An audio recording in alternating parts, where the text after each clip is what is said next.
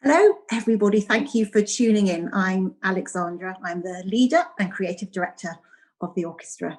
And today it is my great pleasure to be chatting with our wonderful Principal Clarinet, Katherine Spencer, otherwise known as Waffy. Waffy, thank you so much for joining me.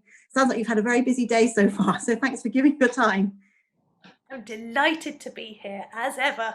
Oh, it's lovely to see you. Now, I was thinking, in terms of the sort of lifespan of the orchestra, you haven't really been a member that long, actually. Is it like 5 years or something? Yeah, I'm not very good with dates. I don't even know when I got married, but I think it's about five or 6 years. It's something like that, isn't it? But I mean, I think all of us would say that you've already had a huge impact on the life of the orchestra. Not least, of course, because you're a fabulous musician, but because of the enthusiasm and commitment and so general openness that you display towards all the aspects of the CLS work. I wonder, like, how has the CLS journey been for you so far? Have there been any highlights? Are there any specific things you really enjoy about it? Well, I joined the orchestra. Well, I wanted to join the orchestra because of the fact that it does such a broad, it has such a broad view of what it is to be a working musician, what it is that we must offer you, our public. And that's not just on the main stage, it's not just in concert halls. It's about really trying to be creative and really think about where do we engage with people, whether it's in hospitals, whether it's in community centres, whether it's in nightclubs, whether it's on the street, whether it's in parks, whether it's to people that might find it more difficult to access music. How can we engage with that? How can we really think about that? And it's not just a tag on to what the CLS does. It is what CLS does. And that's why I wanted to be part of it. And that's why I do it all, because that's what I want to do. I want to do it all, because that's what music is. But I mean, it is one of your tremendous strengths, I think, that you're able to connect with people in a very authentic way in a huge variety of settings, as you said, from care homes to schools, to hospitals, to parks, nightclubs. What was it that first interested you in this? I mean, I say side of the work, as you say, it's all part of what CLS does, but it is seen sort of in the music sector as a sort of participation and outreach is seen as a little sector of its own. What drew you to that? Was there someone or something that was the catalyst? Because I don't know about you, when I was studying, it wasn't something we were taught about. You might have kind of amassed certain skills, but it wasn't, I mean, probably it is now, but at that time it wasn't taught as such. So yeah, I wonder what drove you to explore that side of things. Well, I think it was really just that it was expected of you to do a bit of it. So I was like, okay, I'm expected to do this, right? I'll have a go. I don't really know what it is because, like you say, we didn't study it at college, and I'm quite sort of open to having a go at anything. You know, you tell me to do anything, and I'll have a go. So all right, okay, I'll have a go. And I was really lucky because the first few people that I had a go with were brilliant at it. And I'm going to mention a name here, Katie Heller, who is in our orchestra, viola player. Brilliant at it. And I thought, oh my goodness, this is such a skill. This is something I've no idea about. And I've got loads I can learn. And wow, I mean, this is something else to grow as a musician. And I was just completely taken aback by it. And I thought, but what I need to do make sure that I learn from the best. So I made sure that I always got on participation things with really good people. So I just learned from the best. I had a great time doing it and nicked all their best bits. And I try and, give them back out again now if I can, when I can, if I can. I mean, CLS, as you mentioned, is kind of part of a bigger puzzle, a bigger picture for everybody. It's a small cog in a big machine because everybody has to do various other bits of work. I wonder if you could talk a little bit about the other groups, ensembles, or musical activities you have? Because I know you have a very diverse and flourishing career outside of CLS.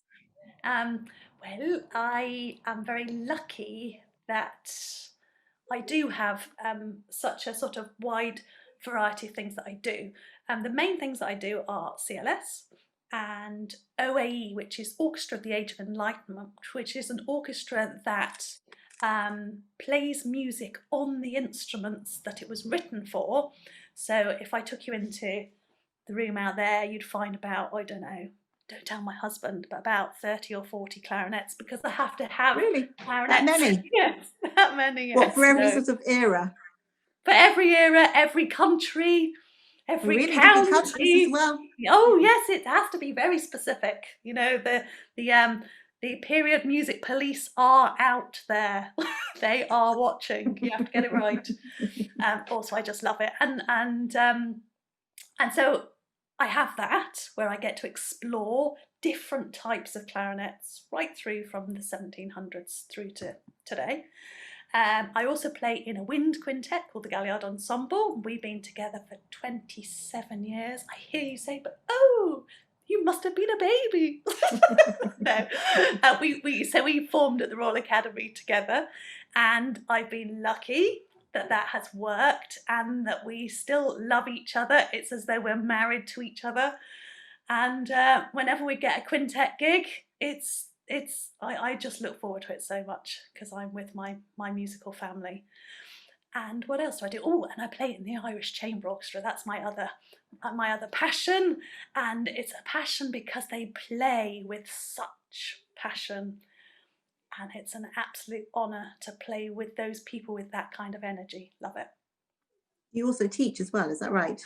I do a little bit of teaching, not too much really, because I'm not around so often to be there each week with all those other little things going on. And I do such a lot of teaching within schools in the orchestral participation programs that I do, that fulfills my need to teach, if you know what I mean. Mm-hmm. I'm regularly around youngsters and part of the programs within the orchestras. For instance, I've done the CLS mentoring scheme now for the last 3 or 4 years, and I never let them go. Once I have them, I just keep forever. Oh yes, yes. I call them my lambs. You know who you are out there, my lambs. And they stay lambs with me forever. Wow. Well, they're lucky lambs. Oh, I've even got a group with one of my lambs. Have you? Yeah, a clarinet quartet. And we do kind of swing music. Oh, fantastic. Yeah. So, as I said, I mean, you have such a diverse and interesting career. But of course, this year has been all about COVID-19, which has brought tremendous sadness to many people's lives, of course. But in terms of work, very practically for musicians, there has been very, very little. And whilst there's been some help from the government, it has only actually covered some freelance musicians. There are a lot of musicians out there who don't qualify for help. And many of our members of the orchestra have had to seek employment elsewhere just to earn enough money to pay the bills. Now, I wonder, I know you've been working as a carer, which must be incredibly intense and demanding. First of all, I wonder how that has been, making that adjustment from a full-time musician to doing something completely different. But also, I wonder how, when you return fully, fingers crossed that's soon, to performing and playing and all your various activities, whether you will have learned something, whether it will have changed your perspective on what you do, and you'll bring something from that work into your musical life, perhaps. I don't know. Oh, there's a lot of questions there. There are a lot of questions there, aren't there? I forgot where it started. So I'll take you back to the start of my lockdown. Of course, I began by pretending it wasn't happening and just practicing loads and thinking, oh, this is great, I can practice loads, and manically doing every video online possible and having lots of energy, doing all of that, and then came the intense grief of losing music. It wasn't so much losing my lifestyle, which I suppose also it was, but it was losing music. And I couldn't bear to hear music. I wouldn't put music on the radio. I did occasionally listen to Radio 1, which I enjoyed, which I wouldn't have done before, but I couldn't put on Radio 3 or Classic FM or anything like that. It was just too painful. It was too sad. In fact, it still sort of is. I can't quite cope. Still listening to a Sibelius symphony without crying. And then you start to look at what you need to do, because you can't just be a pile of mess, financially, also mentally. So I initially went out and got a job in Waitrose, because my daughter works there, and I thought, oh, okay, she might be able to get me in, which she did. But I wasn't really very good at that, and after my 4-week contract ended, they didn't renew it. I don't know what I did wrong. Maybe I pressed the "It's on us" button too many times. I suspect so. Anyway, that was the end of that, and I didn't mind too much, because for me, I mean, I'd want to talk to people as they brought their shopping, but it's not really a time to talk to people. People don't necessarily want to talk whilst they're doing the shopping. They just want to do the shopping. And I like to connect with people. And so that wasn't really very me. So I thought, no, I need to find another job. And I've always thought to myself, if I wasn't a musician, I would like to work in a care home. That's what I'd like to do, because in the participation work that I do, it's working in care homes that I love the most. That's where I have the most fun. It's such a joyful thing to do. So I thought, okay, that's what I'm going to try and do. So I managed to get a few jobs, actually, not actually in a care home, but going into people's homes as a carer, which actually was sort of better for me anyway, because it was a little bit more flexible, and felt a little bit more like what I'm used to, just but without the music. But luckily, quite quickly, I found ways to bring music into that setting. And now, I mean, I do still do the regular care, which is anything from cleaning, shopping, doing medical things, feeding, chatting, changing beds, those kind of things, washing, cleaning, changing. But also I discovered that what's really, really important is music for people. Because when you bring music into that environment, all of a sudden they eat better, the client sleeps better, the client is in a better mood, the client remembers things more, the client is ready to do more that day, is more active, and everything suddenly fits into place. And I've been really lucky, because my boss has seen this too. And she now basically just tries to put me as many places as she can doing music, because she sees the benefit of it. She sees the absolute benefit, physically, on all of her clients. They eat better, they live better, they are better for having listened and had some music for half an hour, sometimes 3 hours. Really? Yeah. Yeah. So, I mean, that's amazing. I knew you were working as a carer, but I had no idea that, well, I should have expected nothing less of you, Waffy, but that you were taking your clarinet and some lovely music and you know. I always have my clarinet in my car, and a bag of percussion instruments that are wipeable, and a whole array of music, so I'm ready for any requests and anything they want to do. But it's the work that I have done, the training I have done with CLS, that has given me what I need to be armed to do that. Because, you know, we've had loads of training, we've had loads of support to be able to go into that setting. And okay, I'm on my own now, and quite often when you go in with CLS, you're in a group, and you've planned it in a way, and you've had Fiona and Fee helping you to plan the whole thing, and you've got an animateur, and all of a sudden it's just me on my own. But I'm not on my own, because I've had all of that input from CLS. I couldn't be doing this without that. Absolutely couldn't. And I go in there and I'm confident. I sort of feel like I know what I'm doing, and that's not me. Well, no, it That's is. the I mean, dream. it's brilliant though. So in a way, your job at the moment, sort of during COVID, is not so much that you've learned things from that, but all that you've learned from your experience, CLS and of course the other institutions you work with, has helped shape how Yeah, you work in this situation now. yeah. So it's almost the other way round. It is. That's exactly what I was thinking when you said to me, "What have you learned?" I was thinking, not a lot. Not a lot. All it's done is reaffirm what I knew, which is I have a need to connect to people. And my best way of connecting to people is through music. And all the techniques I've learnt my whole life up to now help me do that. And music makes a difference. And I continue to see it. Well, we have had a few chances to reunite recently. Of course, we had a very joyful concert a few weeks ago in Southwark Cathedral. Yeah, It was lovely. It was just, everyone was so happy to see each other, I think, weren't they? And that sort of came across in the music making. But you are doing a wind concert in a couple of weeks, which will be available online. Yes. Can you just tell us a little bit about what we can expect from that? Okay, so I mean, wind music, there'll be a lot more talk about the history of wind music during it, but the idea of wind players playing together has been something that has been around for a long, long time. And again, it's this idea of serving with music that is at the heart of these wind groups.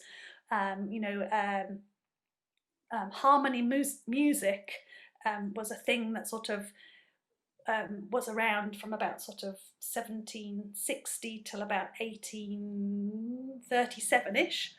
And people would have within their house, nobility, they would have a wind group, an octet, a wind octet.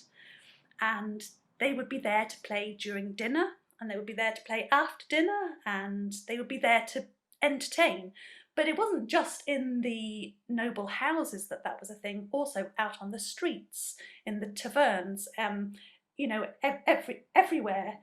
It was wind players were there to serve their community and to entertain.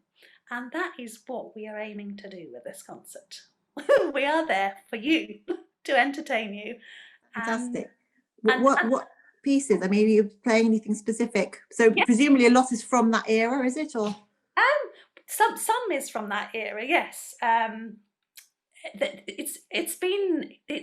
We gave birth to this program between many of the wind players in the orchestra. Everybody put in, oh, I'd love to do this. Oh, I'd love to do that. Ooh. There was a lot of input from a lot of people, and a lot of enthusiasm. So it was actually quite difficult to decide from all that enthusiasm, what is it that we would put together? And there was a lot of thought that went into it. So I think the programme itself is beautifully designed. We've got an arrangement of a piano sonata for four hands by Mozart, which is very much in the spirit of the harmony music era, where people would hear an opera, or they'd hear a pop piece that they really liked, and they would get somebody to arrange it for their wind ensemble in their home. And so this has been arranged quite recently by a British arranger. And so we're going to be doing that. We're also going to be playing a piece by Richard Strauss, which he wrote. It's the second piece that he wrote. He wrote one about 4 years earlier when he was only 17, which was very much in the sort of Mozart style. Whereas this piece, the one we're going to be doing, is much more Strauss looking forward towards his symphonic works that he was going to be writing. So it's quite an interesting piece in that sense. You can really hear where he was going as a composer, still quite a young man at this point. What else? And then we've got 2 pieces by female composers, one by Amy Beach, which is very beautiful, pastoral. You can just sort of bathe in the beautiful wind sounds. And then a really interesting piece by Cecilia McDowell, Subject to the Weather.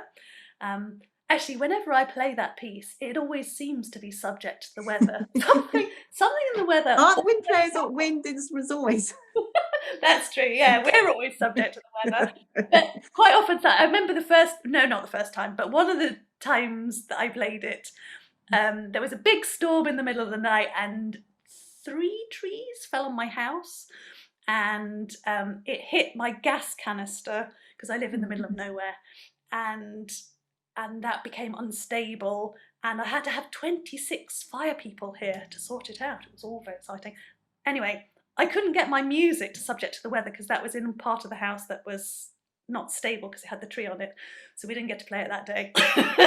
Or I can't remember. Anyway, various other stories like that. So I do hope that Fingers crossed. it's not subject to the weather, but it's a beautiful, beautiful piece. It starts off a little bit like a sort of clock, and you can hear all the different workings of the clock fitting together, which will be an interesting sort of sound, I think, in Southwark Cathedral, a sort of slightly dreamy kind of magical, enchanting clock that doesn't quite, it'll be a bit like that, if you know what I'm saying. And then out of that comes this beautiful Welsh melody on the flute, this folk melody, and we, the other musicians, just bow down to the flute, and it just is the most haunting, beautiful melody ever, and I cannot wait to hear Karen play it. She will play it just exquisitely, so that'll be a real highlight, I think. It's worth saying that this concert will be available to watch online, but also the Haydn concert from a few weeks ago is available to watch online. I'm not sure for how long for, but do go and check them out if you feel so inclined. Now, I'm going to end. We've often talked, Waffy, about the fact that there aren't enough costumes in classical music. As it's Strictly Come Dancing, or if you're a ballerina or an opera star, you have the costume for the piece. And there's obviously a time and place for everything, but I think we would both like a little bit more of that in our world. So, yes, so imagining that we had our very own CLS seamstress or wardrobe department, I'm going to put you on the spot now and ask you a couple of pieces that we've played, that I know that we've played this year. So there wasn't much choice because we've not had many concerts, but and you've got to give me your ultimate outfit for that piece, okay? So the first one, which is a piece we played just before lockdown one, Beethoven's Septet. What would that be? Oh, hold on.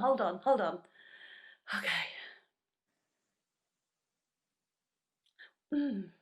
Well, you would have quite a lot of feathers on your costume, a lot of feathers, and it would be sort of trailing feathers. There'd be a whole, it'd be like you were walking down the aisle, but with feathers and peacock colours, sort of blues and browns.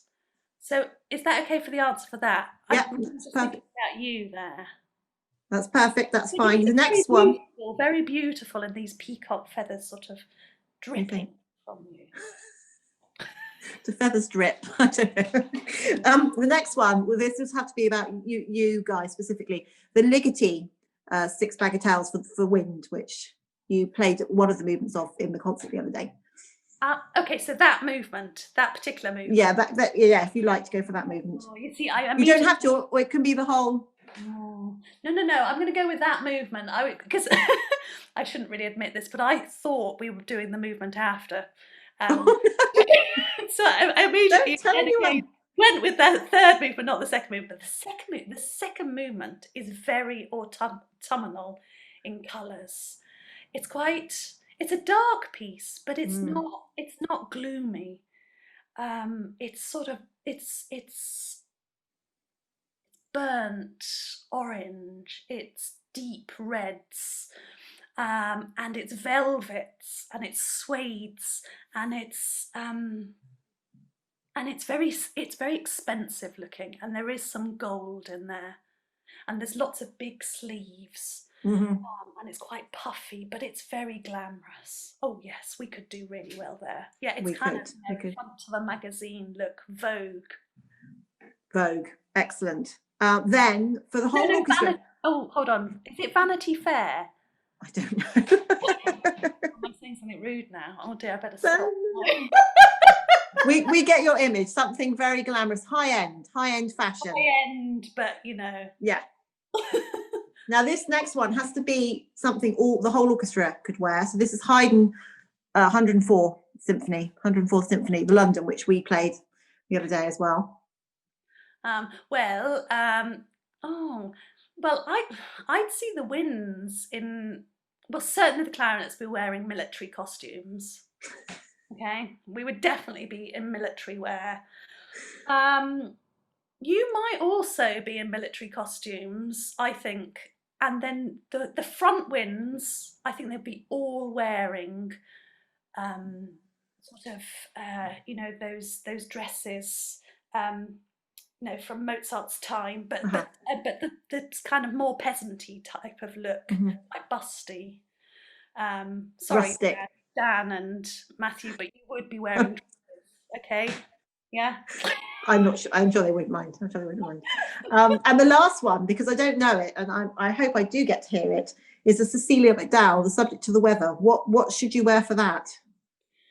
Well, I would say that the 4 wind players that are not the flute would be in quite minimalist black and white, quite tight, maybe a few stripes, and Karen on the flute would have the most exquisite dress that you could imagine Elsa from Frozen wearing. Even better. And it would be utterly magical, and it would be able to change colour and shape, and it would have icicles and all sorts on it. It'd be amazing. It'd just be the best thing that ever. Sort of a little girl's dream, you mean? Oh yeah, it would be princess, and that is why I became a clarinet player. I know. I remember you saying. I wanted to be a princess when a princess dresses. I also remember years ago when we were both in the National Youth Orchestra together, and then you left, went off to study, and you came back to play the Mozart Clarinet Concerto with us on a little tour. And every concert, you had a different theme to your outfit. And I specifically remember the Greek night, which is amazing what you can do with a bit of rope. Yes. Yeah, I remember the gold rope around my middle. I'm still just as silly. I still do it. I did a concert the other day with Eilish Tynan, the singer, the Irish, yes, yeah, wonderful singer, and she came backstage to see what I was going to wear, and she saw all these dresses hanging all the way around my dressing room, and she just looked at me. She says, "Oh my goodness," she said, "this is the first time in my entire life I've been outdressed by the clarinet player." See, that's what you have to do. Outdress soprano singers. Well, there should be more of it. The whole orchestra must definitely go down this avenue, I think. And fingers crossed, someone who is good with, sewing and dressmaking is watching, and they're just going to jump in and say, "That's my dream job." Yeah, absolutely. You can but hope. Peacocks, here we come. Yes. Waffy, it's been such a pleasure to chat to you. Thank you so very, very much for giving your time. Please do, people watching, if you want to tune in online to watch our previous concert and the Wind concert coming up, it'd be lovely to have your support in that. And we hope to see you in next year in the flesh, I hope. Let's hope. Yeah. Take care. All the best. Bye.